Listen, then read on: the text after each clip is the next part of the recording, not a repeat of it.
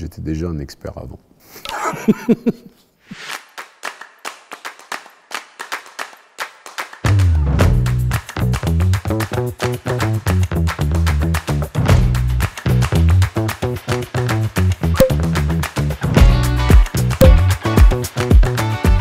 Il y a énormément de personnes bien sûr à Maranello qui travaillent pour construire une voiture. On est toujours en contact, que ce soit pour la stratégie, la gestion des pneus. Donc non, c'est pas un sport individuel. Oui, il n'y a qu'un pilote par voiture, mais il y a beaucoup de personnes derrière qui nous aident. On ne peut pas dire que la Formule 1 est un vrai sport individuel. Certes, le pilote est tout seul dans la voiture et à la fin, c'est lui qui est responsable de ce qu'il fait, mais c'est aussi le plus gros sport d'équipe puisqu'on est un peu plus de 1000 pour faire 2 voitures.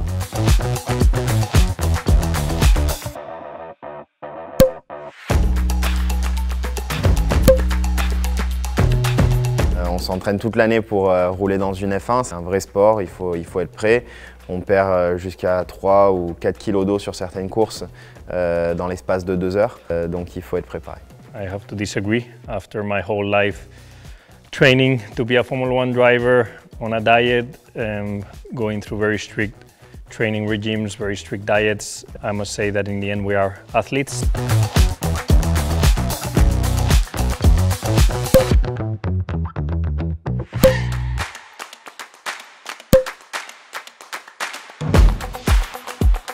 En tout cas, à chaque fois que je me fais des pâtes, je les trouve plutôt réussies. J'ai pas encore eu beaucoup d'invités pour savoir si elles plaisent à tout le monde, mais en tout cas, c'est suffisant pour bien manger à la maison.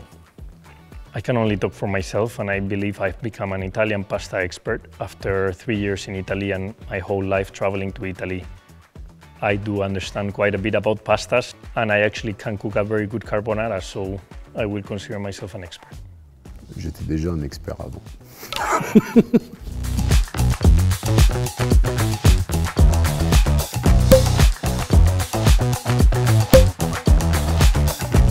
On essaye de pousser au maximum pour pouvoir accueillir des filles, c'est-à-dire aussi changer un peu les voitures. Il n'y a pas de limite physiologique ou autre pour moi pour accueillir une fille en F1. Ce qui limite l'accès des filles en F1, c'est la statistique. Quand on a 10 ans, il y a une fille qui commence le karting pour 1000 hommes. Ce qui fait qu'on arrive à accueillir un garçon tous les ans ou tous les 2 ans en F1. Donc statistiquement, ça voudrait dire une fille tous les 150 ans si on ne fait rien. Donc on prend le problème à bras-le-corps, on essaye de faire une discipline pour les filles et puis aussi en même temps d'attirer beaucoup plus de filles dès le karting. La Formule 1 a fait beaucoup justement pour les femmes dans le sport mécanique, pour essayer de les aider et que ce soit de plus en plus possible qu'on voit une femme en F1 à court terme. Mais il y a aussi beaucoup de femmes dans le paddock, des ingénieurs, des mécaniciens. Donc il y a beaucoup de femmes dans le paddock qui nous aident à performer au max sur la piste.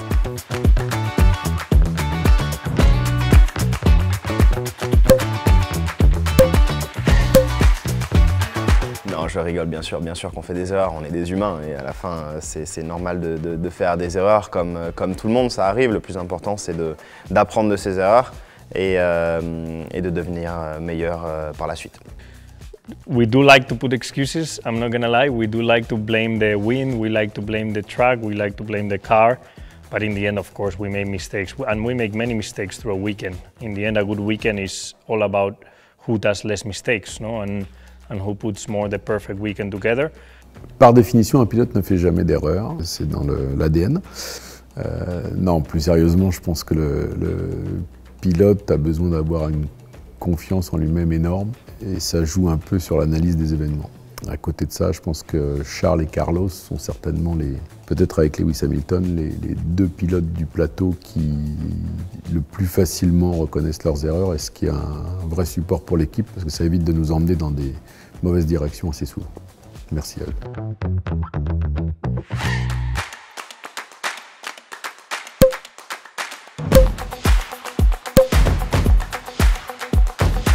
Je suis plutôt d'accord parce qu'à Monaco, c'est un des grands prix les plus exceptionnels de l'année. Le circuit est juste incroyable et en plus de ça, c'est chez moi. I agree. Why? There is nothing better than having your home crowd supporting you. The feeling as an athlete, and I've been lucky enough to experiment with it, is incredible when you have the whole circuit supporting you. Not gonna lie, also driving for Ferrari in Monza, even if it's not my native country, still feels almost like a home race, if not a home race, because of the amount of support that we get there. Pour moi, Monza, c'était la première expérience en tant que team principal chez Ferrari. J'ai essayé de minimiser toute la semaine pour le bien de l'équipe en disant il faut qu'on prenne cette course comme une course normale, mais c'est impossible. Il y a un tel engouement, un tel support des tifosi et on est obligé de vivre ça de façon un peu émotionnelle.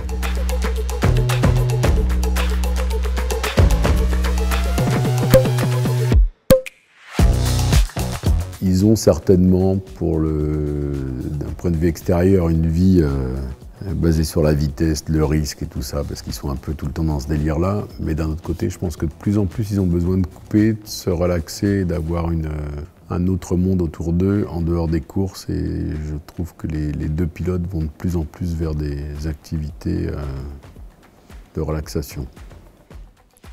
Am I always full speed? No. I love doing things that give me adrenaline, but only when I am in control. So I'm not a big fan of a roller coaster because I am not driving it. I'm not a fan of skydiving because I am not the one controlling the jump. But if there's some risks to take, let's say skiing or wakeboarding, surfing, rallying, and it's me in control of those sports, I love taking those risks and I love the adrenaline. But when I get my time off, I really make sure I switch off and I really calm down. And if there's a Monday that I want to do nothing, I do nothing and I don't go full speed.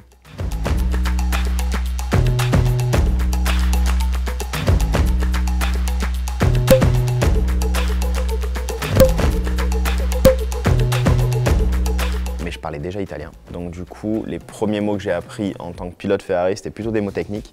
I think the first Italian words I learned back when I was 11, 12 years old, I think were mainly related to food, because I was going to canteens in the circuits or bars, so to have a slice of pizza or a plate of pasta, and those are the first things I remember having to learn how to speak Italian. Le premier mot, ça a été tifosi.